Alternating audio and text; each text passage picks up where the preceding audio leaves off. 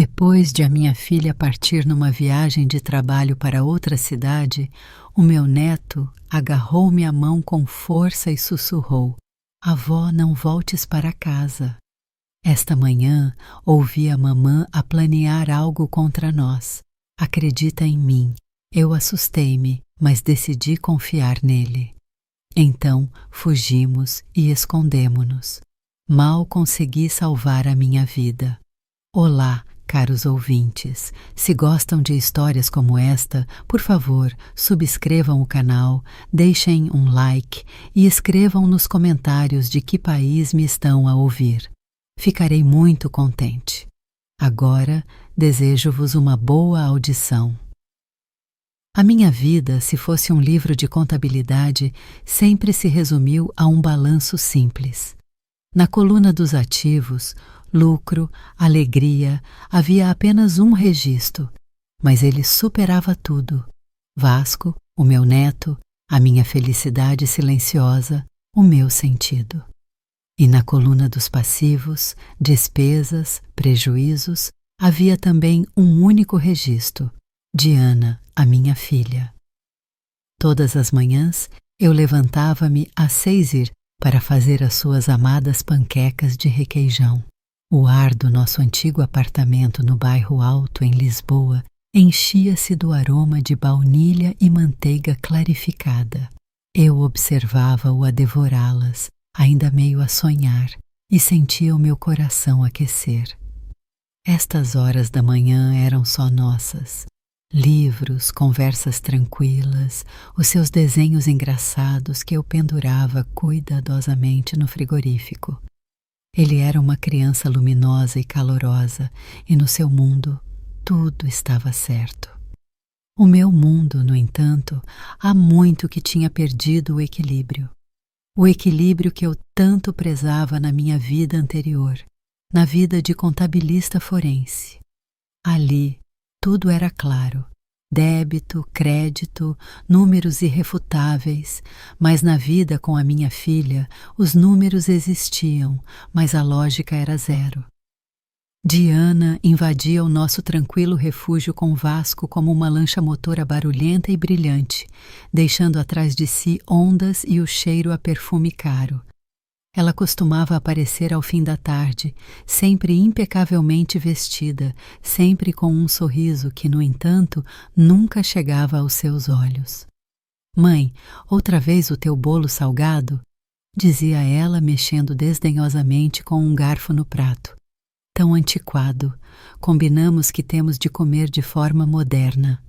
Eu calava-me. Lembrava-me de como, em prol da sua vida moderna, em prol dos seus intermináveis startups que rebentavam como bolhas de sabão, eu tinha liquidado a minha conta de reforma profissional, até ao último cêntimo. Ela chorou na altura, dizendo que era o nosso bilhete conjunto para o futuro. O bilhete acabou por ser só de ida, e parece que apenas para ela. "A propósito", dizia ela indiferente, tirando o telemóvel da carteira, "preciso de uns $500 até ao ordenado, para despesas de representação." Não era um pedido, era um aviso. E eu dirigia-me ao meu velho armário, onde guardava os restos da minha vida passada e desafogada numa caixa de madeira entalhada, e contava as notas. Dizia a mim mesma que era o meu dever de mãe, que estava a investir no futuro dela, no futuro da nossa família, mas de cada vez sentia menos como um investimento e mais como a baixa de uma dívida incobrável. Ela pegava no dinheiro sem agradecer, como se estivesse a pegar no que era dela. E eu simplesmente aguentava, por Vasco, para que ele não visse as rachaduras no nosso mundo frágil. Hoje não foi exceção. Diana estava particularmente animada. As suas bochechas estavam coradas, e pequenos fogos inquietos dançavam nos seus olhos. "Mãezinha, tenho notícias fantásticas", declarou ela, rodopiando pela sala. Usava um fato de negócios perfeitamente cortado que, eu sabia, custava mais do que a minha pensão mensal. Vou ser enviada numa missão muito importante, um projeto enorme. É um avanço, percebes? Finalmente. Ela irradiava uma carga tão potente de sucesso e charme que por um momento quase acreditei nela. Quis acreditar. Ela abraçou-me rapidamente, quase formalmente, e beijou-me na bochecha. Os seus lábios estavam frios. É rápido, vou e volto. Vasco, estás a dormir, meu amor? Murmurou ela, espreitando o quarto dele. Ele estava deitado em silêncio, virado para a parede. Bem, vou andando. Não tenham saudades minhas. A pesada porta de entrada estalou, cortando o mundo barulhento e colorido dela do nosso silêncio. Um silêncio ensurdecedor pairou no apartamento, cheirando ao seu perfume. Fui para a cozinha e comecei a arrumar a mesa automaticamente. Senti a habitual mistura de alívio pela sua partida e uma vaga ansiedade latejante. Eu estava quase a terminar quando ouvi um ruído suave atrás de mim. Virei-me. Vasco estava parado na ombreira da porta. Pálido, pequeno, no seu pijama de estrelinhas, parecia tão frágil, mas o seu olhar não era de criança. Nele estava congelado um terror tão adulto e consciente que senti um arrepio por dentro. Ele aproximou-se, sem dizer uma palavra, e agarrou-se à manga do meu velho roupão com tanta força que doeu. Os seus dedinhos tremiam. Avó, sussurrou ele tão baixo que mal o ouvi. Não voltes para casa. Eu congelei sem entender. Vasco, o que estás a dizer? Nós já estamos em casa. Ele abanou a cabeça desesperadamente. Os seus olhos encheram-se de lágrimas. Não, eu ouvi. Eu não estava a dormir esta manhã. Ouvi a mamã a falar ao telefone com um homem. Ela estava zangada, muito zangada. Ele engoliu em seco. Cada palavra era um esforço. Ela disse: a viagem é esta noite. Assim que eu for embora, a auditoria vai descobrir as contas antigas. Elas vão dar todas nela. Clique. Não foi um som. Foi uma sensação. A sensação de que algo dentro de mim, no centro do meu ser, se encaixou com um clique ensurdecedor.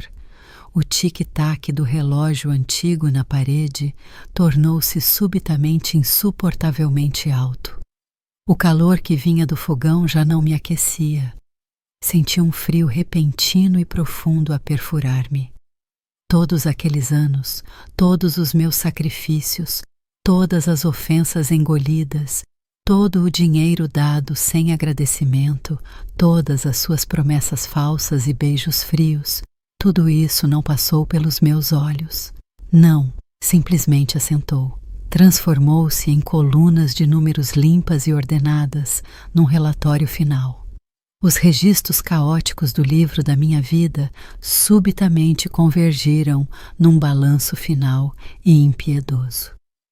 E naquele exato momento, percebi que o meu amor pela minha filha, o caloroso e perdoador amor de mãe, tinha morrido. Não se tinha evaporado, nem se tinha extinguido. Tinha congelado, transformado em gelo, num facto sólido, frio e objetivo que precisava de ser analisado. O meu medo não era quente, nem de pânico. Não, era a fria clareza cristalina de um contabilista a olhar para um esquema de fraude perfeitamente executado. Olhei para o rosto pálido e assustado do meu neto, para os seus olhos cheios de lágrimas e de verdade. O meu primeiro pensamento foi: ele é uma criança e ele está certo. E o segundo, que veio com uma calma glacial, foi: ela escolheu o contabilista errado para a incriminação. Ajoelhei-me à frente de Vasco, no linóleo frio da cozinha, e peguei nas suas mãozinhas. Estavam geladas. Olhei-o nos olhos, esforçando-me para que a minha voz soasse estável e calma, como se estivéssemos a discutir o que íamos comer ao pequeno almoço. Vasco, ouve-me com atenção. Fizeste muito bem em me teres contado. Tu és o meu rapaz mais corajoso, sabias? Ele apenas fungou e acenou com a cabeça, sem desviar o olhar assustado. Agora vamos brincar ao jogo dos espiões. Vamos para um lugar secreto, uma casinha onde ninguém nos encontrará. Será a nossa viagem surpresa, nem uma palavra a ninguém. Combinado? Dentro de mim não havia pânico, nem horror maternal. Havia apenas um vazio frio e ressoante, no qual os pensamentos se alinhavam em cadeias lógicas e claras. A minha filha era um problema, e um problema precisava de ser analisado. Isso exigia dados de origem, um lugar seguro e concentração total. O apartamento, a nossa casa, já não era um lugar seguro. Era o local do crime, onde eu própria deveria ser a principal prova incriminatória. Vai para o teu quarto, disse, igualmente baixo, e veste-te. Veste as tuas calças de ganga e uma camisola quente. Põe os teus brinquedos preferidos na mochila, mais rápido e em silêncio, como um verdadeiro espião. Ele acenou novamente e, fungando, correu para o quarto. Eu ouvi-o a respirar baixinho, a tentar não fazer barulho, enquanto eu ia para o meu quarto. Os meus movimentos eram precisos e calculados, sem um único gesto desnecessário. Não andei pela sala atirando febrilmente coisas para uma mala. Eu estava a recolher as ferramentas. Primeiro, uma mala de viagem pequena, 2 mudas de roupa interior, um casaco de lã quente, roupa simples de casa, o meu passaporte, o cartão de pensionista, a carteira com todo o dinheiro que havia em casa. Depois, aproximei-me da minha velha secretária de trabalho, que Diana há tanto tempo queria modernizar, ou seja, deitar fora. Abri a gaveta inferior, que trancava a chave, e de lá veio o cheiro a papel velho e couro, o cheiro da minha vida passada. Estavam ali os meus verdadeiros tesouros. 4 grossos livros de contabilidade de capa dura. Passei os dedos por eles. Ali estavam todos os meus registros profissionais, de 15 anos de trabalho. Cada transação, cada auditoria, cada consulta. Era o mapa da minha reputação profissional, da minha vida, antes de eu decidir dedicá-la a investir na minha filha. Peguei nos 2 mais recentes, depois no meu velho, mas fiável laptop e no disco rígido externo, onde estava guardado o arquivo de todos os meus processos digitais. Estas eram as minhas armas, o meu escudo e a minha espada. A mala não ficou pesada, mas tinha substância. Nela estava toda a minha vida que importava. Olhei rapidamente para o quarto. Mobília antiga, livros, fotografias nas paredes. Tudo isso já não me parecia meu. Eram cenários. Cenários para uma peça de teatro cujo final deveria ser a minha detenção. Vasco já me esperava no hall de entrada, vestido, com a mochila cheia de coragem. Vesti o meu casaco antigo e saímos para a escadaria. Não chamei o elevador. Descemos a pé pela larga escadaria do prédio antigo e cada passo nosso ecoava no silêncio. No bolso do casaco, o meu telemóvel vibrou. Diana. Eu ignorei a chamada. Na rua estava úmido e escuro. Chamei um táxi rapidamente. Para onde vamos? Perguntou o motorista mal-humorado. Eu disse um endereço no outro lado da cidade, perto da estação de comboios. De lá, era mais fácil apanhar outro carro e sair da cidade sem deixar rastros óbvios. Vasco e eu ficamos em silêncio durante todo o caminho. Ele aninhou-se em mim e olhava para as luzes da cidade a passar. Eu também as olhava, mas não as via. Via apenas números, esquemas, possíveis opções de transações. O meu cérebro, adormecido durante tantos anos, acordou e começou a trabalhar com uma eficiência fria e implacável. Depois de dispensar o primeiro táxi, apanhei outro quase de imediato. Para fora da cidade, na direção de Mafra, eu mostro o caminho. O motorista acenou. As luzes da cidade ficaram para trás e o carro mergulhou na escuridão aveludada da autoestrada. Cerca de 1 hora depois, tirei o telemóvel e disquei o único número que fazia sentido ligar agora. Os toques não demoraram. Sim, Alice. Atendeu uma voz sonolenta, mas familiar. Lúcia. Lúcia Silva, a minha única amiga verdadeira, a minha ex-colega, a pessoa que falava a mesma língua que eu, a língua dos números e dos fatos. Lúcia, podes acender a lareira na quinta? Sim, agora mesmo. Chegaremos dentro de meia hora. Na voz dela não havia surpresa nem perguntas desnecessárias. Apenas um curto. Espero por ti. Ela tinha percebido tudo. A quinta de Lúcia ficava isolada da aldeia junto ao pinhal, uma pequena casa de madeira, um verdadeiro refúgio do nosso passado. Quando o carro parou, já se via um fino fumo a sair da chaminé, e na janela brilhava uma luz amarela e quente. Lúcia estava na varanda, embrulhada num grande chale. Paguei ao motorista e, pegando Vasco pela mão, caminhei pelo caminho de madeira rangente. O ar estava limpo e frio, cheirava a neve e a fumo. Alice, pareces ter visto um fantasma, disse Lúcia, examinando o meu rosto à luz da lâmpada da varanda. Parei em frente dela, sentindo o ar frio a queimar os meus pulmões.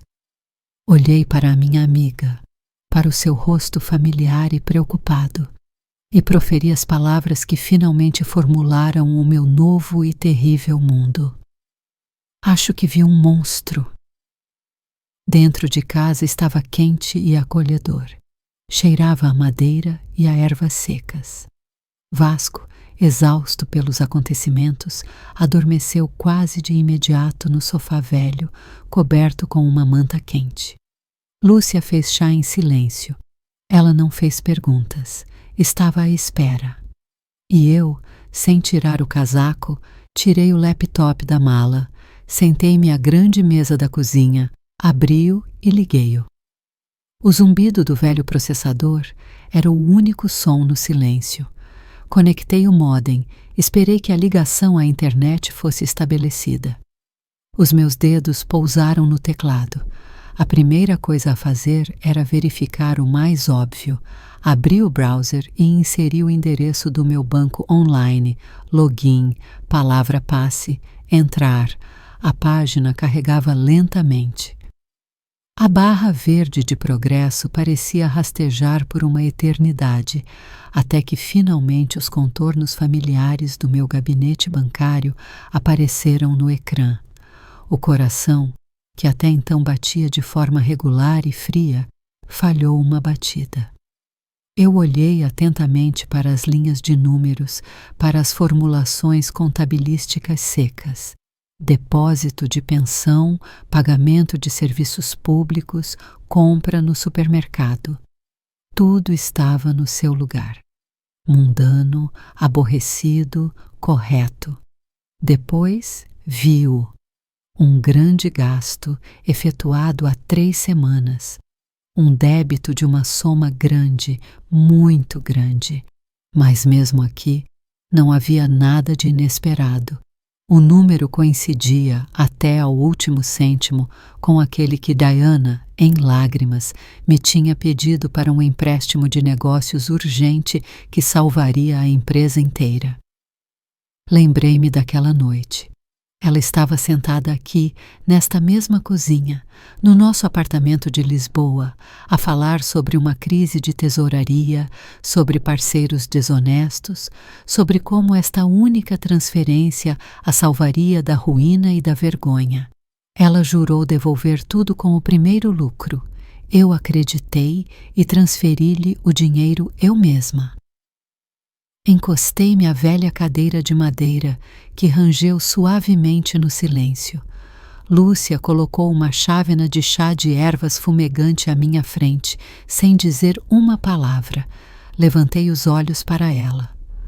Não há nada, disse eu baixinho, e a minha voz soou estranha e incerta. Está tudo limpo, o gasto existe, mas é aquele empréstimo. Eu própria lhe o dei. Por um momento curto e humilhante, senti-me uma velha, parva e alarmista. Uma mulher que tirou uma criança doente da cama, correu para o campo no meio da noite, assustou a sua única amiga. E por quê? Por causa das palavras de um rapaz assustado que pode ter tido um sonho. A fria certeza que me tinha invadido na cozinha começou a derreter, dando lugar a uma vergonha viscosa e pegajosa. Talvez Diana tivesse mesmo ido numa viagem de trabalho. Talvez ela me amasse a mim e a Vasco apenas à sua maneira. Avó, soou uma voz fina e sonolenta atrás de mim. Está tudo bem? Virei-me. Vasco estava à porta, encolhido com o frio, a esfregar os olhos com o punho. Olhava para mim com tanta esperança, com tanta fé, que sentia uma dor no peito. Ele esperava que eu dissesse sim, que tudo não passava de um pesadelo, que iríamos para casa agora, e de manhã haveria panquecas de requeijão, e tudo voltaria a ser como antes. Mas eu não podia dizer isso. Olhei para os seus olhos honestos e assustados e não consegui mentir. Eu não sei, meu amor, ainda não sei. Volta para a cama, precisas de dormir. Lúcia aproximou-se dele imediatamente, pegou-lhe na mão e levou-o de volta para o sofá. Cobriu-o com a manta, sussurrando-lhe algo carinhoso. E eu fiquei sentada em frente ao ecrã do laptop, que de repente parecia o ecrã da minha própria estupidez. E foi nesse momento que o meu telemóvel vibrou na mesa. Um som brusco e zunido irrompeu no silêncio adormecido da quinta, fazendo-me estremecer. O ecrã iluminava o nome dela, Diana. Olhei para o seu nome por alguns segundos, depois deslizei o dedo no ecrã. Sim, respondi, tentando que a minha voz soasse o mais casual possível. Mãezinha, olá. Só queria saber se estão bem. Está tudo em ordem? A voz dela escorreu para o telefone como mel quente. Doce, carinhosa, preocupada, nem um vestígio da raiva de que Vasco tinha falado. Tens a voz um pouco cansada. Está tudo bem, filha. Apenas me deitei para descansar. Quando é que voas? Em breve, muito em breve. Já estão a chamar para o embarque. Só queria ter a certeza de que tu e o Vasco estão bem. A calma dela era quase contagiante. Quase. Tomei um gole do chá que já estava frio. A propósito, sobre o empréstimo, disse eu com a maior indiferença possível, como se a ideia me tivesse ocorrido completamente por acaso. Disseste que seria para pagar o primeiro lote de equipamentos. Fizeram a fatura por transferência bancária ou por carta de crédito? Era uma simples pergunta técnica, uma pergunta da minha vida anterior. Qualquer pessoa que estivesse realmente a fazer tal negócio teria respondido instantaneamente. Do outro lado da linha, pairou um silêncio por uma fração de segundo. E depois, Diana soltou uma risada leve e murmurante. Oh, mãe, é um esquema de multiconexão tão complicado. tudo através de obrigações de compensação e da Câmara de Compensação. Não te interessaria nada. Para que é que te vais encher a cabeça com esses termos? O importante é que está tudo sob controle, como eu te disse. E esse foi o seu erro fatal. A resposta foi demasiado suave, demasiado rápida e demasiado cheia de palavras inteligentes cujo significado, eu tinha a certeza, ela nem sequer compreendia. Não era a fala dela. Era um guião ensaiado, memorizado, destinado a afastar qualquer curiosidade adicional. Ela não respondeu à minha pergunta. Fechou-se dela com uma parede de jargão sem sentido para ela. A calma dela não era calma. Era uma atuação perfeitamente encenada, mas ainda assim uma atuação. Olhei para a janela escura que refletia o meu rosto pálido e as palavras de Vasco, contas antigas. Elas vão dar todas nela. Subitamente ganharam peso, densidade, uma realidade aterrorizante. A ligação entre a chamada dela e a minha visita ao banco online era óbvia. Ela estava a verificar, a ver se eu tinha notado alguma coisa, e uma vez ubegurada de que não havia provas diretas, encenou esta peça. Disse baixinho: "Então, boa viagem, filha." "Beijinhos, mãezinha." Carreguei no botão para desligar. O silêncio voltou a reinar na divisão, mas agora era diferente. Era pesado, cheio de conhecimento. A vergonha e a dúvida tinham se evaporado sem deixar rasto. Restava apenas uma certeza fria como aço. Ela não apenas mentiu, ela usou a minha própria linguagem contra mim. Ela subestimou-me. Pousei o telemóvel na mesa, estalou suavemente na madeira antiga. Este som marcou um ponto final, o fim de um capítulo e o início de outro. Um capítulo onde não havia mais espaço para dúvidas. O meu cérebro, o meu velho e fiel aparelho analítico, começou a funcionar em plena capacidade, cortando tudo o que era supérfluo. A mágoa, a dor, a saudade maternal. Restava apenas a tarefa. Voltei-me para o laptop. O ecrã do gabinete pessoal do banco já não era necessário. Era a fachada, limpa e arrumada. As verdadeiras provas, as contas antigas de que Vasco sussurrou, tinham de ser procuradas mais fundo. Fechei o browser e iniciei o ícone antigo e familiar no ambiente de trabalho, o software profissional de contabilidade que instalei ali há muitos anos. Carregou, abrindo uma janela cinzenta e ascética, com filas de tabelas e campos de entrada. Para Diana, seria um conjunto incompreensível de símbolos. Para mim, era o meu mundo, o meu território.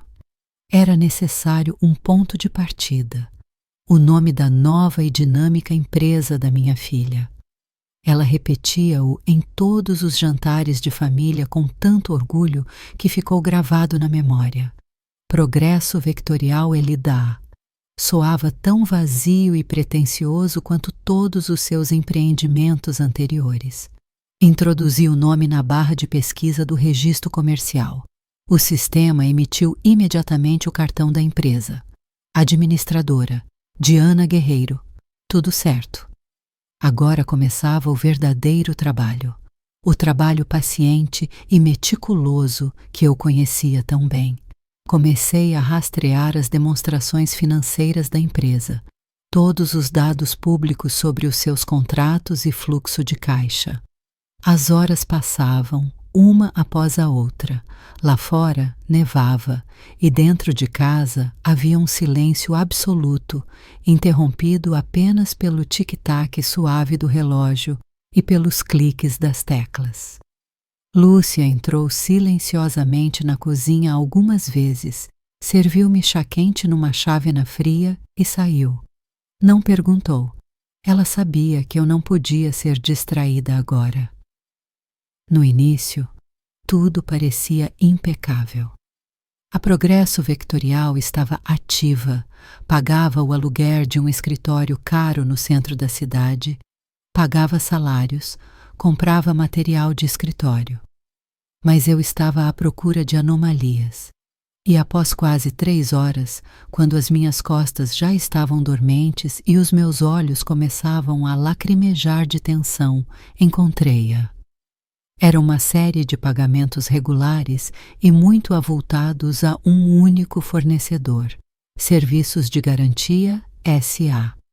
Nos últimos 6 meses, mais de 250 mil reais USD da empresa de Diana tinham ido para as contas desta firma. O motivo do pagamento era sempre o mesmo e extremamente vago, por serviços de consultoria e marketing. Esta era uma bandeira vermelha clássica. Os montantes eram demasiado uniformes, demasiado grandes para serviços tão indefinidos. Nenhum gestor sensato transferiria tal dinheiro sem atos detalhados de trabalho realizado. Os meus dedos voaram de novo no teclado. Agora procurei informações sobre a Serviços de Garantia, S.A., e quase de imediato percebi que tinha acertado. A empresa tinha sido registrada há apenas 8 meses. Capital social, o mínimo possível. Endereço legal, um endereço de registro em massa, onde centenas de outras empresas de fachada estavam listadas. Sem website, sem telefone, sem uma única menção na net. Um fantasma. Uma empresa de fachada clássica para desvio de dinheiro. Uma parte do quebra-cabeças estava montada. Diana estava sistematicamente a desviar dinheiro da sua própria empresa através de um fornecedor fictício. Ela estava a roubar. Mas isto era apenas metade da verdade. A principal questão permanecia sem resposta. Quem estava por trás deste fantasma? Quem era o seu proprietário? Encontrei o número de registro da Serviços de Garantia e inseri-o na base de dados das finanças.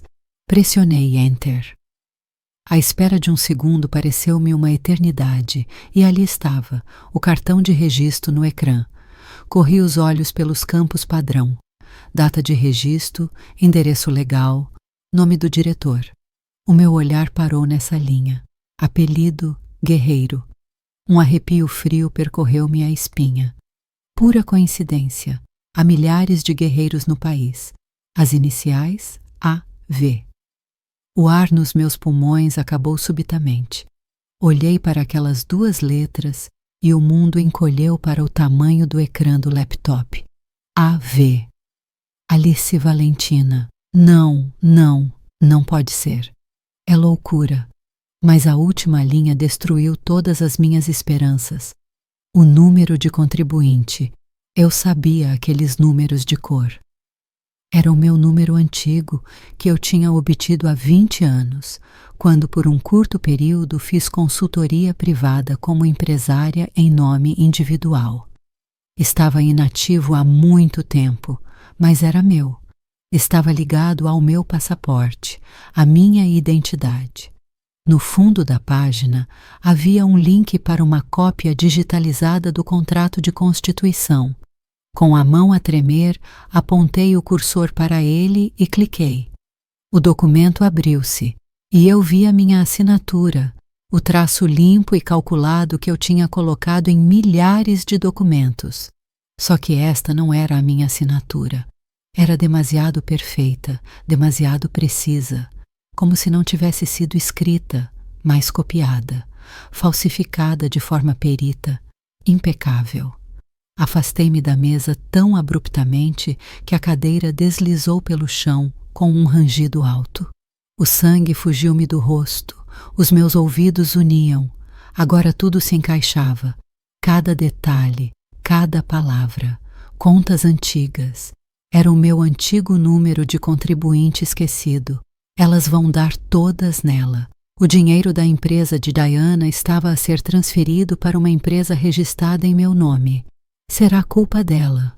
A sua viagem de trabalho era uma fuga do país, e quando a auditoria inevitável começasse na sua empresa, os investigadores encontrariam muito rapidamente o desvio de milhões. Seguiriam o rastro do dinheiro e chegariam a Serviços de Garantia, S.A., e veriam lá a mim, Alice Guerreiro, pensionista, ex-contabilista forense, a candidata ideal para o papel de cardeal cinzento que concebeu e executou todo este esquema criminoso. A minha reputação profissional seria a minha sentença. Ninguém acreditaria que, com a minha experiência, eu poderia ser apenas uma testa de ferro. Seria chamada de organizadora, o cérebro por trás de tudo, a frase que girava na minha cabeça o tempo todo. Mal consegui salvar a minha vida. Subitamente ganhou um novo e literal significado, de gelar o sangue. Já não se tratava de dinheiro, nem sequer de traição. Tratava-se de prisão, de acabar os meus dias atrás das grades, desonrada e acusada de um crime cometido pela minha própria filha. Lentamente, quase mecanicamente, virei o ecrã do laptop para Lúcia. Ela estava sentada em frente, olhando ansiosamente para o meu rosto, e agora o seu olhar moveu-se para o retângulo brilhante. Ela inclinou-se para a frente, apoiando os cotovelos na mesa. Inicialmente havia apenas curiosidade profissional no seu rosto. Ela, tal como eu, era da mesma estirpe. Ela não via apenas números, mas a história que eles contavam.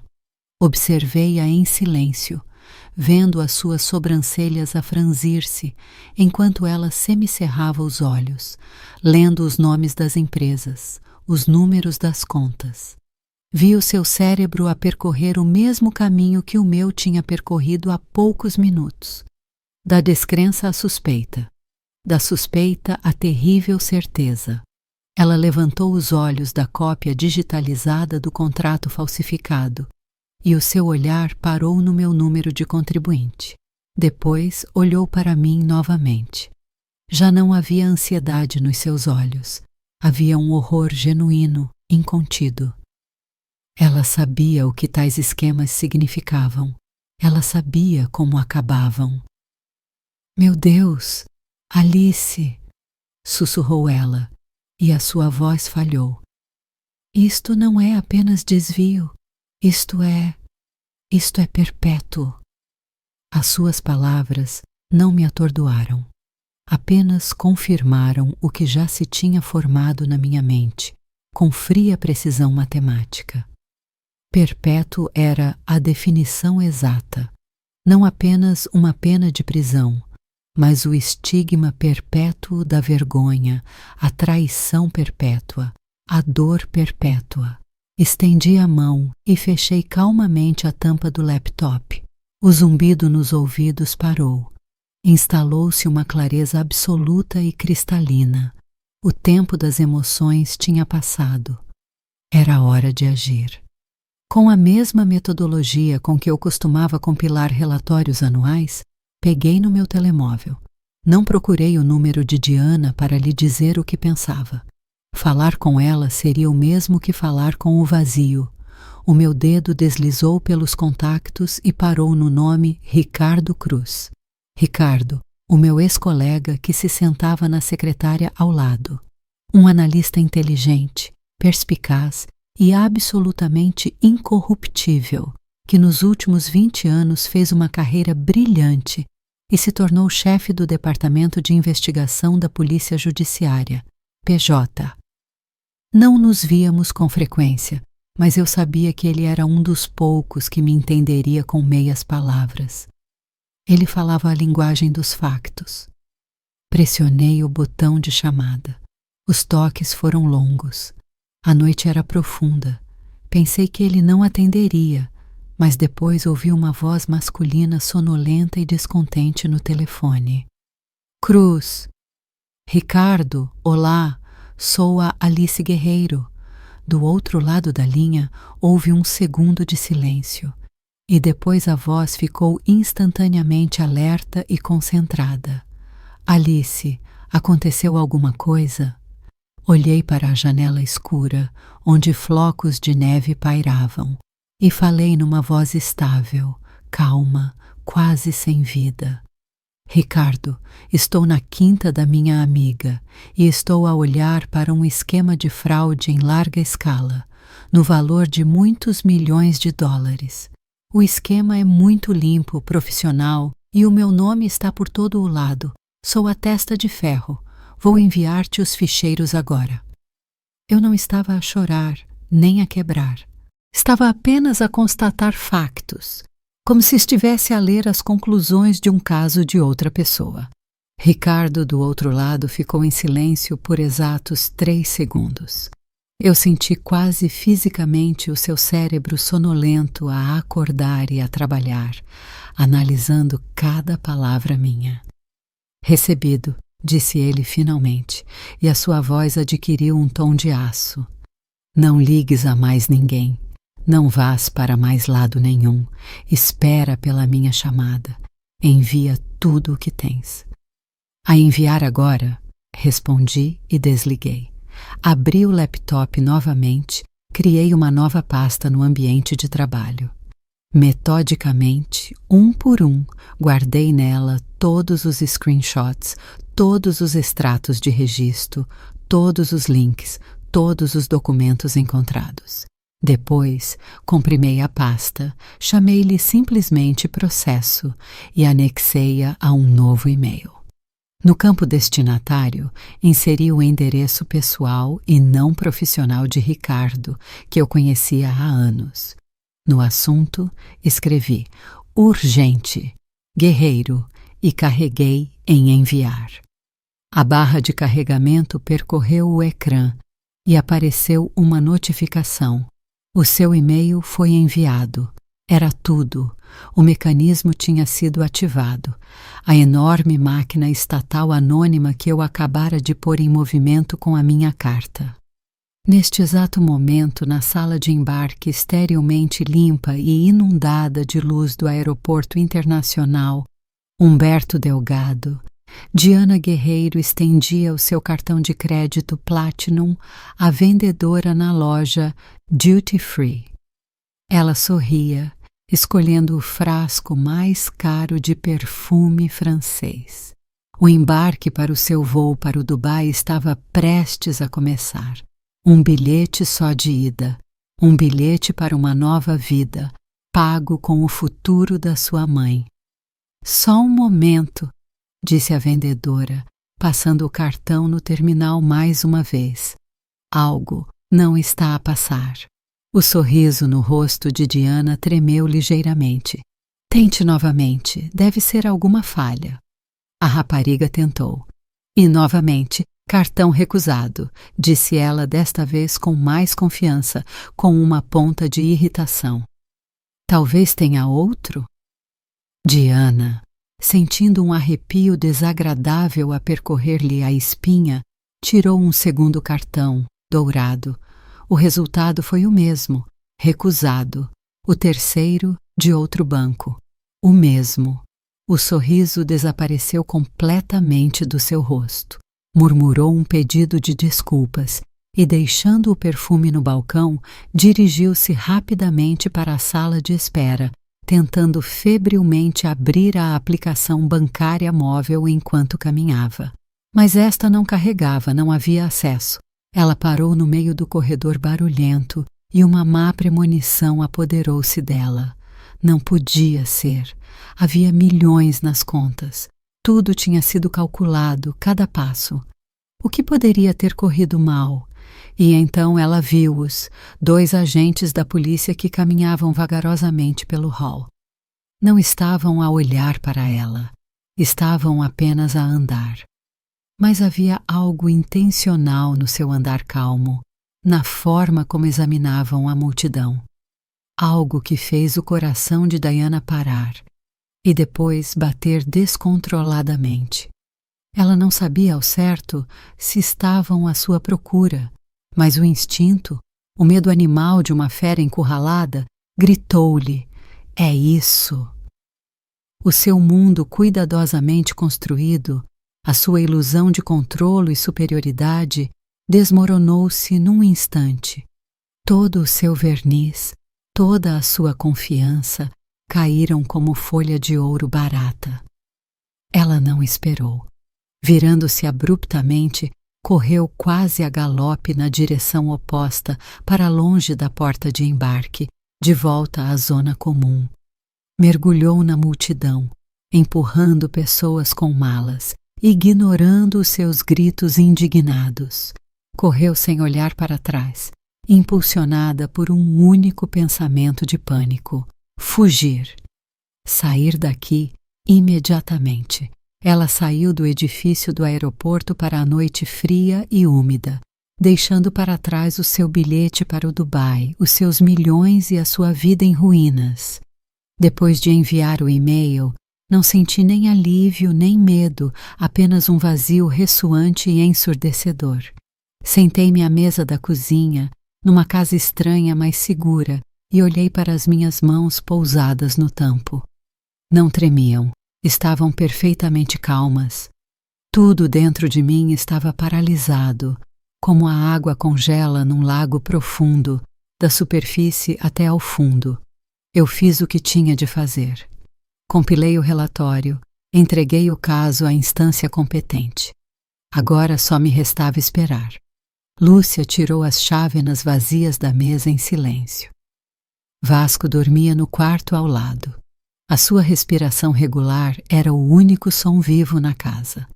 A noite lá fora parecia interminável. O telemóvel na mesa tocou tão de repente e estridentemente que Lúcia e eu estremecemos. Não era aquela chamada de negócios calma que eu esperava de Ricardo. Era um grito furioso e estrondoso. O nome dela brilhava no ecrã novamente. Diana. Olhei para Lúcia. Nos seus olhos estava a pergunta: vais atender? Acenei em silêncio. Eu tinha de o fazer. Também fazia parte do procedimento. Deslizei o dedo no ecrã e levei o telemóvel ao ouvido. Não houve silêncio, nem por um segundo. Um grito irrompeu do telefone. Um guincho distorcido, cheio de raiva animal e pânico, no qual mal reconhecia a voz da minha filha. O que fizeste, sua velha estúpida? O que é que fizeste? A voz dela atingiu os ultrassons. Uma raiva borbulhante e um ódio tão intenso que parecia que o próprio telefone ia derreter no meu ouvido. Tu estragaste tudo. Tudo! Destruíste a minha vida, percebes? Tu aniquilaste-me. Eu mantive-me em silêncio. Ouvi aquele fluxo de raiva incoerente e não senti nada, nem dor, nem mágoa, como se estivesse a ver um filme antigo, mal filmado, com uma atriz horrível. Estava apenas à espera que ela se esgotasse, que a lava acabasse naquele vulcão de ódio. Eu odeio-te, estás a ouvir? Sempre te odiei. A tua pobreza, as tuas panquecas de requeijão, a tua cara de santa. Por quê? Por que me fizeste isto? Respirei fundo e lentamente, enchendo os pulmões com o ar quente da casa de campo. E quando ela parou por um segundo para recuperar o fôlego, respondi baixinho, calmamente, sem uma única nota trêmula na voz. Eu simplesmente pus as minhas contas em ordem, Diana, as que tu abriste em meu nome. Do outro lado da linha, instalou-se um silêncio mortal e ensurdecedor, tão repentino que os meus ouvidos uniram. O grito furioso foi interrompido a meio, como se alguém tivesse carregado num interruptor. Passou um segundo, 2, 3, e depois aconteceu o que eu esperava. A transformação aconteceu. Quando ela falou novamente, a voz era diferente, completamente diferente. A fúria e o ódio tinham desaparecido, sem deixar rasto. Em vez disso, apareceu a voz que eu conhecia demasiado bem. a voz que eu tinha ouvido centenas de vezes nos últimos 38 anos. A voz da vítima, baixa, trêmula, cheia de lágrimas e de uma injustiça ultrajante, a voz com que ela me extorquia dinheiro, perdão, a minha vida inteira. Mãezinha, balbuciou ela, e havia tanto falso amor filial naquela palavra que os meus maxilares se cerraram. Mãezinha, o que estás a dizer? Que contas, querida? Deves ter entendido mal. Eu mantive-me em silêncio, deixando-a jogar a sua parte até ao fim. Mãe, tu sabes, este dinheiro era para nós, para ti e para o Vasco. Eu queria comprar-nos uma casa grande e bonita no campo, para tu descansares na natureza, para o Vasco crescer ao ar livre, para vos tirar desse apartamento velho e empoeirado. Eu fiz tudo isto por vocês, pelo nosso futuro. As palavras escorriam do telefone, insidiosas e pegajosas como melaço. Ela tecia a sua teia de mentiras, tão habitualmente, tão habilmente. Nem sequer percebia que a teia já não funcionava, que a mosca a que ela se dirigia tinha se transformado em pedra. Mãezinha, ouve-me. A voz dela tornou-se ainda mais bajuladora, implorativa. Alguém te influenciou? Sim, alguém te enganou.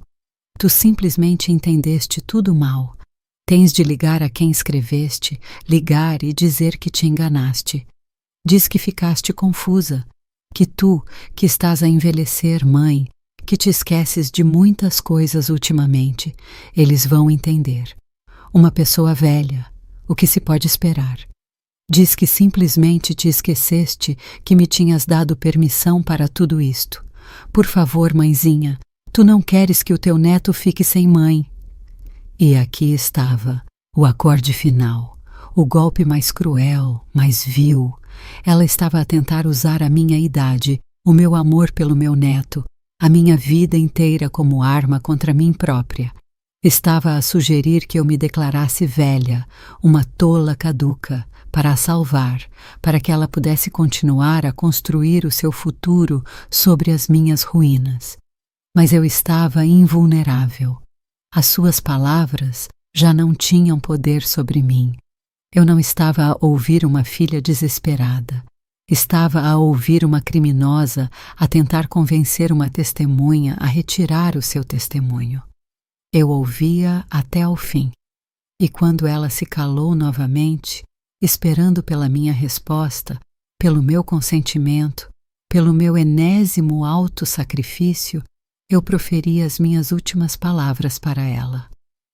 Calmamente, claramente, como uma sentença. Tu ias deixar-me morrer na prisão? Adeus, Diana. Carreguei no botão para desligar. O ícone vermelho no ecrã apagou-se. A conversa tinha terminado. Para sempre. Pousei o telemóvel na mesa. Ficou ali, um retângulo escuro e silencioso na madeira antiga. O silêncio na divisão tornou-se denso, quase palpável. Lúcia olhava para mim, sem respirar. Peguei no telemóvel novamente. Os meus movimentos eram lentos e precisos. Não procurei o número no diretório. Disquei-o de memória. Tocou novamente. Desta vez, ele atendeu quase instantaneamente. Cruz. Ricardo, sou eu outra vez. A minha voz estava igualmente calma, sem emoções, apenas informação. Ela ligou, ameaçou-me, tentou forçar-me a retirar o meu testemunho. A conversa foi gravada automaticamente no telemóvel. E eu acho que ela virá aqui. Por que tens tanta certeza? A voz dele era aguda como um bisturi. Nos ficheiros que te enviei, faltava um original. Ela sabe que eu tenho o livro de contabilidade de há 10 anos. Aquele onde está a minha assinatura verdadeira, que ela usou como modelo para a falsificação. É a única prova física que ela pode tentar destruir. Nova pausa curta. Não apagues a luz. Comporta-te como de costume. Em 40 minutos, os meus homens estarão perto da casa. Não entres em contato, apenas espera. Se ela aparecer, em caso algum abras a porta. Entendeste, Alice? Entendi, respondi e desliguei. A hora seguinte arrastou-se, como em câmara lenta. Lúcia puxou as cortinas nas janelas. Preparei mais chá para mim, forte e quente. Segurei a chávena com as 2 mãos, sentindo o seu calor a penetrar nos meus dedos. Lá fora havia uma ventania. O vento atirava punhados de neve nos vidros. Eu e Lúcia não falamos. Todas as palavras eram supérfluas. Estávamos apenas sentadas na pequena cozinha da quinta, 2 mulheres mais velhas, à espera. Não senti medo. Senti que o último, o mais feio capítulo da minha vida estava a chegar à sua conclusão lógica. E então, através do uivo do vento, ouvimo-lo. Um ruído distante e depois crescente de um motor de carro. Aproximava-se rapidamente, de forma imprudente. Feixes brilhantes de faróis atravessaram as cortinas, iluminando a cozinha por um segundo com uma luz fantasmagórica e fria. Perto da casa, os travões guincharam tão bruscamente que parecia que o carro ia embater na parede. Uma porta bateu e depois ouviu-se uma pancada na porta. Não uma batida, mas golpes. Golpes desesperados e furiosos com os punhos na madeira antiga. Mãe, abre! Eu sei que estás aí. Vasco, a avó está a enganar-te. Abram! A voz dela, distorcida pela fúria e pelo frio, mal passava pela porta grossa. Vasco, no quarto ao lado, mexeu-se e soluçou no sono. Lúcia instintivamente deu um passo em direção ao quarto dele para fechar a porta mais firmemente. E eu levantei-me da mesa, peguei na minha chávena de chá e caminhei lentamente para o hall de entrada. Mãe, eu vou arrombar esta porta. Deixa-me entrar. Vais te arrepender. Estás a ouvir?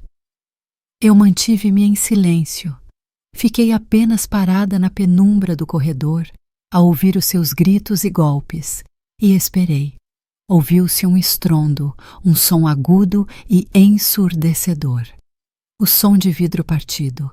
Ela atirou uma pedra à janela. Uma rajada de vento gelado invadiu a casa, trazendo consigo o cheiro a neve e o seu ódio. Agora, já não era apenas uma invasão, era um ataque. Era exatamente o que eu estava a esperar. Aproximei-me da porta, rodei a pesada chave de ferro na fechadura e abri-a de repente. Diana estava na varanda, despenteada, com os olhos a arder com um fogo louco, no seu fino casaco de cidade, aberto. Parecia uma fera selvagem encurralada. Ao ver-me, parou por um segundo, chocada com a minha calma. Eu estava parada à porta no meu velho roupão, segurando a chávena de chá. Dei um pequeno gole. Estás a entrar ilegalmente em propriedade alheia, Diana, proferi baixinho. A minha calma, o meu tom, a forma como lhe chamei pelo nome completo. Tudo isso pareceu ser a gota d'água para ela. Com o rosto contorcido de raiva, ela atirou-se a mim, estendendo as mãos para a minha garganta. Eu mato-te, sua velha. Ela não terminou. No momento em que ela atravessou o limiar, 2 vultos saíram silenciosamente da penumbra da cozinha. Lúcia e um homem alto e robusto com uniforme de polícia. Diana parou a meio caminho, os braços suspensos no ar. O seu olhar voou de mim para o polícia, depois para Lúcia, e no seu rosto refletiu-se a perplexidade que se transformou em medo. Mas não era tudo. outro homem saiu da escuridão da sala de estar, alto, num fato civil formal, com um rosto que não expressava nada além de autoridade oficial e fria. Ricardo Cruz. Ele parou ao meu lado. Diana Guerreiro, proferiu ele, e a sua voz, calma, mas ensurdecedoramente alta na pequena casa, tornou-se uma sentença. Está presa sob suspeita de fraude em larga escala, desvio de fundos e tentativa de coação de testemunha para prestar falso testemunho. Ao ver Ricardo, ao ver não apenas um patrulheiro, mas um investigador de alto escalão, o rosto de Diana mudou. A sua atuação para mim, o seu cálculo de que poderia encenar a si mesma como uma mulher histérica e desesperada. Tudo isso era inútil perante a verdadeira lei. Ela percebeu que não era uma discussão familiar. Era o fim. Toda a raiva, toda a energia selvagem a abandonaram instantaneamente. Ela amoleceu, como se o ar tivesse sido libertado dela. O seu rosto ficou cinzento, as feições aguçaram-se. Já não era uma predadora, era apenas uma criminosa comum e patética, apanhada em flagrante. Ela olhou para mim pela última vez e não havia nada nos seus olhos, nem ódio, nem remorso, apenas o vazio. E então ela simplesmente desabou de joelhos no limiar da casa. A sua queda pública, final e miserável, estava completa. Passou um ano. O vento quente de agosto cheira a maçãs e a terra aquecida pelo sol. Estou sentada num novo banco de madeira no jardim e o sol aquece a minha bochecha. Ao lado, Vasco está de cócoras, está muito concentrado. Numa mão tem uma pequena pá e na outra um caderno grosso quadriculado, que ele segura com a mesma seriedade com que eu segurava os meus livros de contabilidade. O julgamento de Diana foi longo e cruel, não porque houvesse dúvidas sobre a sua culpa. As minhas provas, aqueles mesmos ficheiros que enviei a Ricardo naquela noite terrível, eram impecáveis. Os números não mentem. Não sabem simpatizar ou fingir, simplesmente constatam o facto. E o facto era inegável. Desvio, fraude, falsificação. A crueldade estava noutro lugar.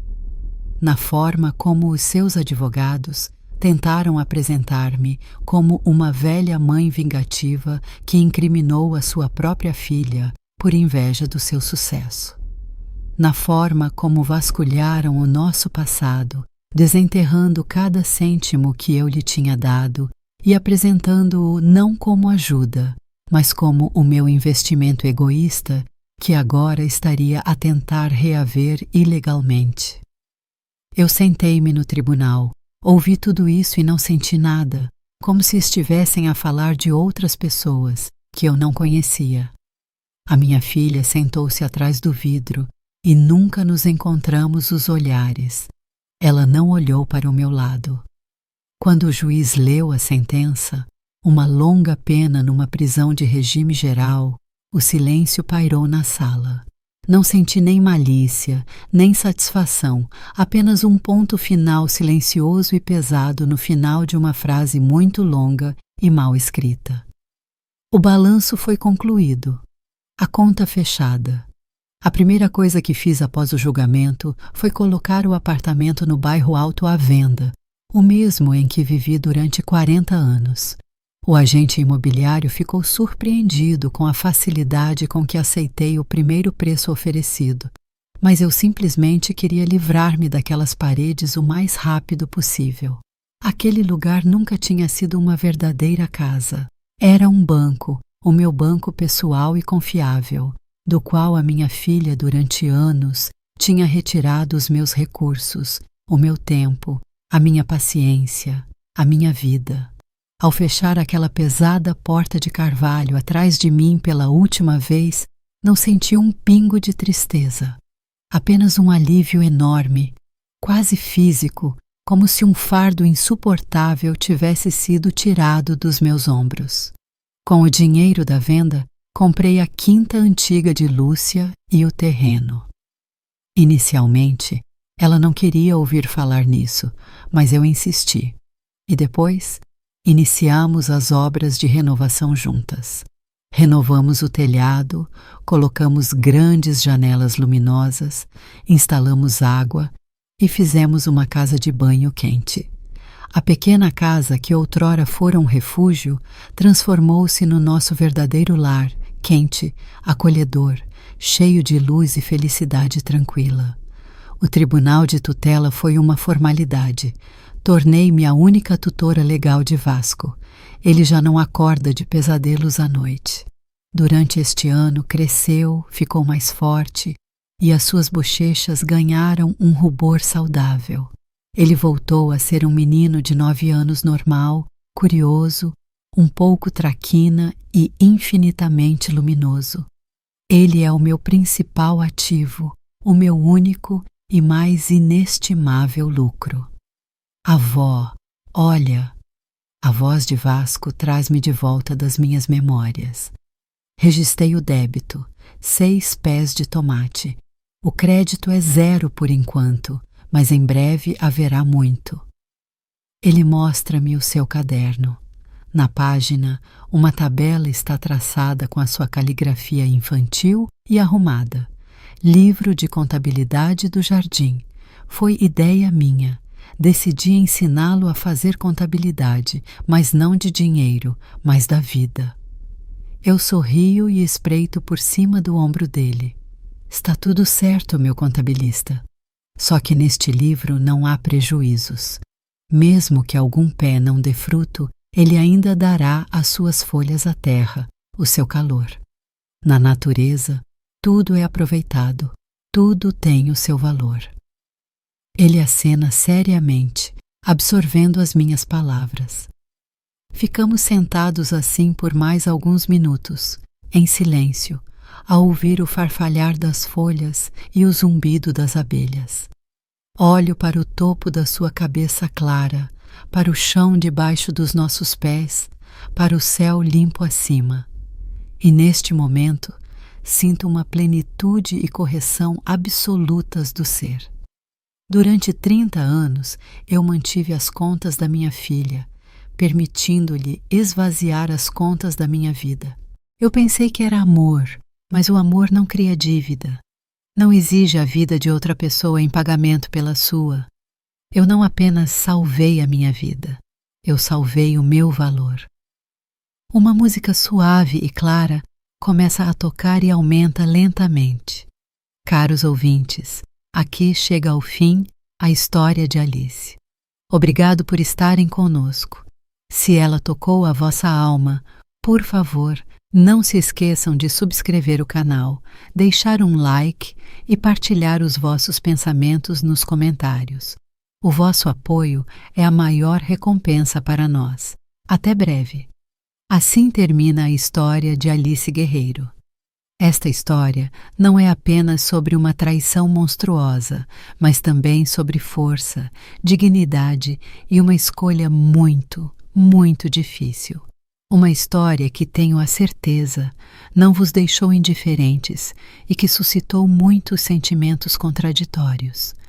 Obriga-nos a refletir sobre as coisas mais profundas, sobre os limites do amor materno, sobre o dever e a justiça, sobre onde termina o perdão e começa o respeito próprio. E agora que tudo foi dito, a principal questão permanece em aberto. Alice agiu corretamente? Por um lado, ela é uma mãe que, na essência, enviou a sua única filha para a prisão. Há algo mais terrível para um coração de mãe? Mas, por outro lado, ela estava a salvar não apenas a sua liberdade e honra, mas também o futuro do seu neto. Ela enfrentou uma escolha entre o amor cego e perdoador e a justiça, entre salvar uma criminosa que era a sua filha e salvar a si mesma como pessoa. É uma escolha terrível e, provavelmente, Não há uma única resposta correta. Estamos muito interessados em saber a vossa opinião. O que fariam no lugar dela? Seriam capazes de dar um passo desses? Condenam Alice ou apoiam-na totalmente? Ou talvez tenham ficado com perguntas sobre a história, alguns momentos que suscitaram uma curiosidade particular. Escrevam sobre tudo isso nos comentários abaixo do vídeo. Se esta história vos tocou e vos fez pensar, por favor, apoiem o nosso canal, deixem um like neste vídeo e subscrevam para não perderem novas histórias. Lemos todos os vossos comentários e valorizamos muito a vossa participação nas nossas discussões. Obrigado pelo vosso tempo e pelas vossas reflexões profundas. Desejamos-vos tudo de bom. No final deste vídeo, aparecerá uma janela no centro do ecrã. Cliquem nela para ver as nossas outras histórias mais emocionantes.